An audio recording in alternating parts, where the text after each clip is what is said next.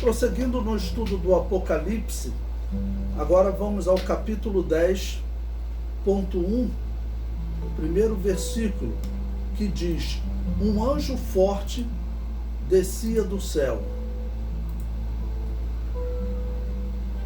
E vi outro anjo forte que descia do céu, vestido de uma nuvem, e por cima da sua cabeça estava o arco celeste. E o rosto era como o sol, e os pés como colunas de fogo. Um primeiro anjo havia perguntado a João: quem é digno de abrir o livro e de desatar os seus selos? O segundo anjo possuía o selo do Deus vivo para proteger alguns israelitas durante a grande tribulação. Aparece no capítulo 7, versículo 2. O terceiro anjo pegou as orações dos santos e pôs-se junto ao altar, que é o altar do incenso, né, para enviá-las a Deus. O quarto anjo é este que aparece no capítulo 10, que aparece com um livro aberto na mão esquerda. Este anjo não é Jesus. Por que eu comentei isso? Alguns livros de teologia sugerem que seria Jesus, mas não parece ser Jesus. Parecem ser talvez querubins, anjos especiais recebendo a missão de Deus, né? Mas Jesus não parece ser esse anjo. Esse anjo parece jurar por Jesus, ou parece jurar pela Trindade. Então não deve ser Jesus.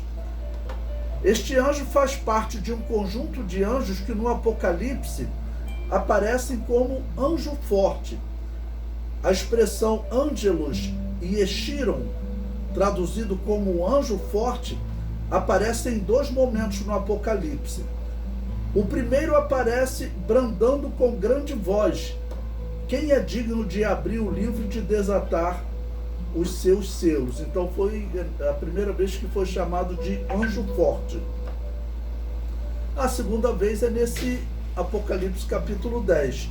Jesus abriu o livro e os juízos se iniciaram. Este versículo, Apocalipse 10:1, é o segundo momento que aparece essa expressão, anjo forte. Este não parece ser o mesmo livro do capítulo 5. Vamos lembrar que o livro do capítulo 5, ele tinha a finalidade de simbolizar as armas que Cristo possui para tomar a terra das mãos de Satanás. A mensagem a ser pregada nos últimos dias foi entregue a um anjo e este entregou a João. Essa é a descrição do Apocalipse capítulo 1, versículo 1. Olha, revelação de Jesus Cristo, a qual Deus lhe deu, para mostrar aos seus servos as coisas que brevemente devem acontecer. E pelo seu anjo as notificou, as enviou e as notificou a João, seu servo. Então, um anjo veio trazer o livro do Apocalipse para ser revelado a João. Esse livro do capítulo 10, ele parece ser mais do que o livro do Apocalipse. Ele parece ter um simbolismo especial, e até pelo momento que nós estamos interpretando o Apocalipse, esse livro ele parece estar aberto na mão do anjo, ou ser aberto na mão esquerda do anjo, entre a sexta e a sétima trombeta. Então esse livro provavelmente ele será aberto ainda durante a grande tribulação. Para João ele foi aberto ali em um momento de um simbolismo, mas ele será aberto em definitivo durante a grande tribulação, quando acontecerá de fato. O comentário prossegue. O texto fala de um enviado de Deus para trazer uma mensagem a João, um mensageiro comissionado por Jesus Cristo.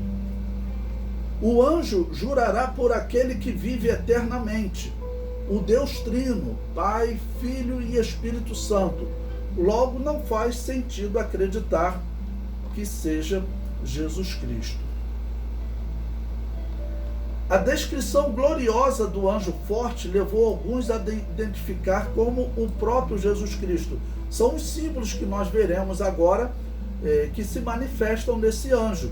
Então, pelos símbolos ali, levou alguns também a interpretarem que poderia ser Jesus Cristo.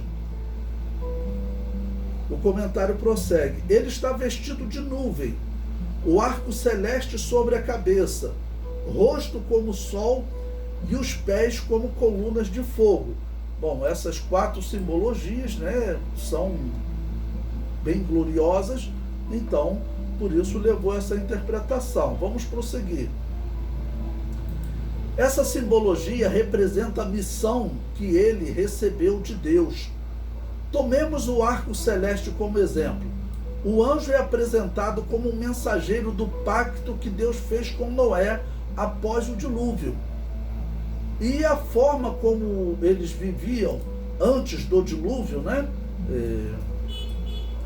Pensando somente nas coisas naturais, vai se repetir nos últimos dias e na grande tribulação. Bom, por que pensando nas coisas naturais? Porque Jesus Cristo disse que nos dias anteriores ao dilúvio, os homens comiam, bebiam, casavam e davam-se em casamento. Ou seja, não está falando nem de violência, da pior parte do que certamente havia durante o dilúvio, o que nós percebemos nos descendentes de Caim. Mas está falando de um desprezo por Deus. Os homens se dedicavam às coisas naturais, se esquecendo do Criador. O mesmo Jesus Cristo disse que acontecerá nesses últimos dias. Ainda com a igreja aqui na terra, já acontecerá da humanidade começar a esquecer-se de Deus. Durante a grande tribulação, eles vão acreditar no anticristo. E nesse tópico eu vou propor aí diversas vezes, é bem provável que o anticristo chegue a um ponto da grande tribulação em que ele comece a propor uma guerra direta ao Deus da Bíblia. Talvez na primeira parte ele esteja enganando as nações, enganando Israel, se passando por um enviado de Deus, um mensageiro de Deus, um Messias de Deus, mas a partir do rompimento com Israel, a proposta do anticristo deverá ser realmente fazer uma guerra à fé nesse Deus da Bíblia, né? Tentar apagar a fé durante a grande tribulação por toda a terra. O comentário prossegue: toda a descrição gloriosa parece fazer referência aos querubins que aparecem na visão de Ezequiel. Ou seja, nesse ponto, nós podemos observar uma semelhança entre os querubins de Ezequiel e esse anjo do Apocalipse. É possível, né, que se trate de um querubim, já que é a classe mais alta de anjo que tem a função de proteger a glória de Deus. Ezequiel capítulo 1, versículo 13 diz: e quanto à semelhança dos animais, o seu parecer era como brasas de fogo ardentes, como uma aparência de tochas. O fogo corria por entre os animais, e o fogo resplandecia, e do fogo saíam relâmpagos. Então, lendo todo Ezequiel capítulo 1, também Ezequiel capítulo 10, quando vai falar realmente que eram querubins, então esse paralelo do Apocalipse de João capítulo 10 parece combinar com aqueles anjos de Ezequiel capítulo 1, capítulo 10, ou seja, anjos da classe dos querubins.